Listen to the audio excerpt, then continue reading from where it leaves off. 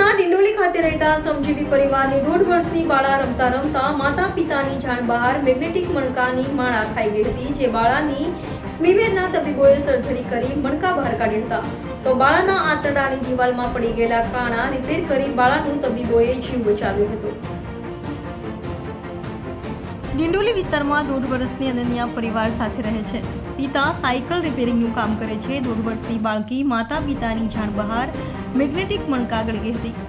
હજુ ભાષા બરાબર ન હોવાથી માતા પિતાને જણાવી શકી ન હતી.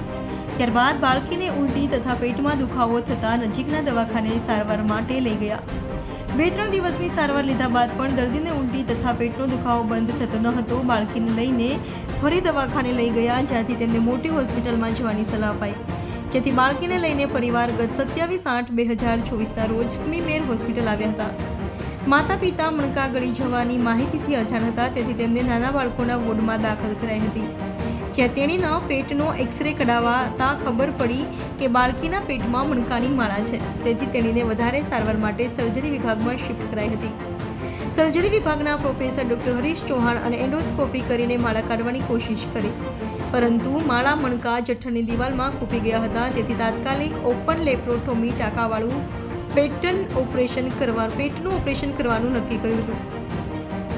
ઓપરેશન દરમિયાન જાણવા મળ્યું કે દર્દીની જીઆઈ સિસ્ટમ એક બોલની જેમ ચીપકી ગઈ હતી. એક બોલ જેવો માસ થઈ ગયો હતો, જેને છૂટા પડતા જીઆઈ સિસ્ટમમાં વિવિધ ભાગોમાં 10 કાણા પડેલા હતા અને ત્યાં મેગ્નેટિક મણકાઓ ચોટેલા હતા. સ્મીમેર હોસ્પિટલના તબીબો દ્વારા બાળકીના શરીરમાંથી 18 જેટલા મેગ્નેટિક મણકા બહાર કાઢવામાં આવ્યા હતા. મેગ્નેટને લઈને આખી જીઆઈ સિસ્ટમ ચીપકીને આંતરડાની દિવાલના પ્રેશર નેક્રોસિસ થઈ કાણા પડી ગયા હતા. આ તમામ 10 કાણાનું રિપેર કરી દર્દીનું 3 કલાક સફળ ઓપરેશન કર્યું હતું. દર્દીને 12 દિવસ પછી સંપૂર્ણ સારવાર આપી પૂરેપૂરી સ્વસ્થ સ્થિતિમાં રજા અપાઈ હતી. પ્રાઇવેટ હોસ્પિટલમાં ખર્ચ 1.5 થી 2 લાખ થઈ શકે છે.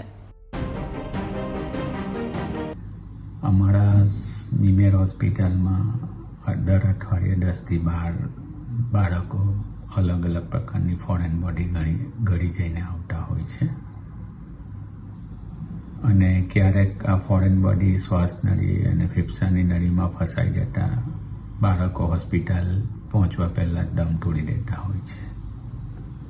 તો અત્યારે જ એક 1.5 વર્ષની ડિંડોલીની નાની બાળકી જે મેગ્નેટના મણકાઓ ગળી ગઈ હતી, એના પેરેન્ટ્સને ખબર નહોતી કે શું ગળી ગઈ છે, ને 2-3 દિવસ પેટમાં દુખાવો ઉલટી થતાં તેઓ નજીકના ફિઝિશિયનને ત્યાં જઈને દવા લીધી હતી. પણ 3-4 દિવસની દવા પછી એને કોઈ ફરક નહીં પડતા સ્મીમેર હોસ્પિટલમાં બાળકો વિભાગમાં બતાવવા આવ્યા હતા. ત્યાં પણ એમને કોઈ એવી હિસ્ટ્રી આપી નહોતી કે બચ્ચું મેગ્નેટ યા કોઈ ફોરેન બોડી ગળી ગયું છે. ત્યાં આગળ એક્સિડન્ટલી પેટનો એક્સરે કરાવતા ખબર પડી કે પેટની અંદર એક મણકાની માળા છે. એટલે પીડિયાટ્રિશિયનોએ તરત અમને સર્જરી વિભાગમાં બતાવવા માટે કીધું પેશન્ટને, અને હું પ્રોફેસર ડૉક્ટર હરીશ ચૌહાણે પહેલાં સમજ્યો કે ભાઈ જઠરમાં હશે એટલે એક એન્ડોસ્કોપી કરીને આપણે કાઢી જોઈએ. પણ એન્ડોસ્કોપી કરતાં ખબર પડી કે ભાઈ એના બધા મણકાઓ જઠરની વોલમાં ઇમ્પેક્ટેડ છે, ખૂપી ગયેલા છે. એટલે મેં પછી તરત ઓપન લેપ્રોટોમી એની રાખી, અને લેપ્રોટોમી દરમિયાન આખો એક જે આંતરડા હોય જઠર આંતરડાનો એક બોલ જેવો માસ થઈ ગયેલો હતો, એને ધીરે ધીરે અમે છૂટા કર્યા તો મેગ્નેટના 18 મણકાઓ નીકળ્યા બરાબર. અને મેગ્નેટ એકબીજાને ચુંબક હોય એટલે એકબીજા સાથે ચોંટી જતું હોય, એટલે એને લીધે જેટલા આંતરડાની દિવાલો વચ્ચે આવી એના પર પ્રેશર નેક્રોસિસ થઈને એમાં પરફોરેશન થઈ ગયું હતું કાણા, અને ઓલમોસ્ટ 10 જેટલા કાણા પડી ગયા હતા અલગ અલગ પાર્ટના જીઆઈ સિસ્ટમના. અને એ અમે રિપેર કરી. 10 કાણા હતા અને એ 10 કાણાને અમે રિપેર કર્યા, અને 10 કાણાને રિપેર કર્યા બાદ આજ 12 દિવસ પછી પેશન્ટ એકદમ સારું છે, મોડેથી ખાટું પીટું છે, અને થોડોક માઇનોર સ્ટીચનો પ્રોબ્લેમ હતો, એટલે થોડા 4-5 દિવસ વધારે રોકાણ માટે રાખ્યું, અને આજે અમે ડિસ્ચાર્જ કરીએ છીએ.